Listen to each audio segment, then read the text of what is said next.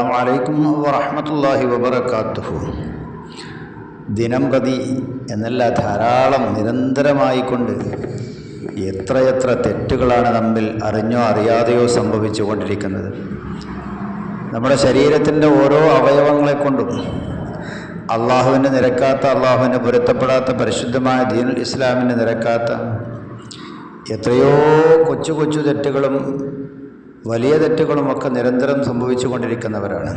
കണ്ണുകൊണ്ട് അനിസ്ലാമികമായിരിക്കുന്ന കാര്യങ്ങൾ കാണുന്നത് കണ്ണുകൊണ്ട്, അള്ളാഹുവിന് പൊരുത്തപ്പെടാത്ത ശബ്ദങ്ങൾ കേൾക്കുന്നത് കാതുകൊണ്ട് തുടങ്ങി, അതുപോലെ തന്നെ മറ്റുള്ളവർക്ക് ഇഷ്ടപ്പെടാത്ത എത്രയെത്ര സംസാരങ്ങൾ നമ്മുടെ നാവുകൊണ്ട് നിരന്തരം നാം സംസാരിച്ചു കൊണ്ടിരിക്കുന്നു.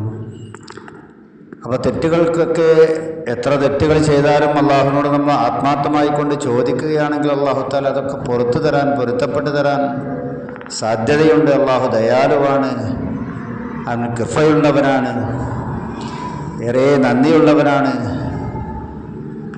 തൻ്റെ പ്രിയപ്പെട്ട അടിമകളോട് വളരെയധികം നന്ദിയുള്ളവനും കൃപ കാണിക്കുന്നവനുമാണ് അള്ളാഹു താല.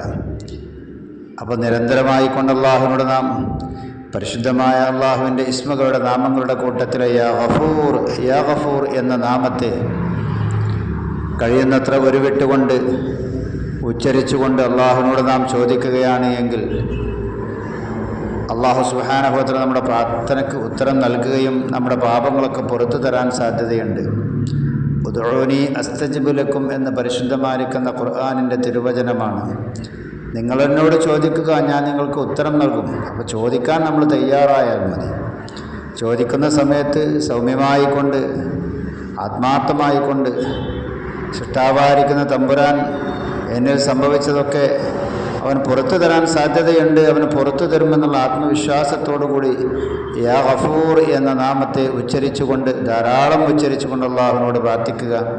അള്ളാഹു നമ്മുടെ ബന്ധപ്പെട്ടവരുടെ, നമ്മുടെ മുൻഗാമികളായിരിക്കും നമ്മുടെ മാതാപിതാക്കൾ, കൂട്ടുകുടുംബങ്ങൾ, എല്ലാവരുടെ പാപങ്ങളും അല്ലാഹു തആല വിട്ടുപുറത്ത് മാപ്പ് നൽകി അനുഗ്രഹിക്കുമാറാവട്ടെ.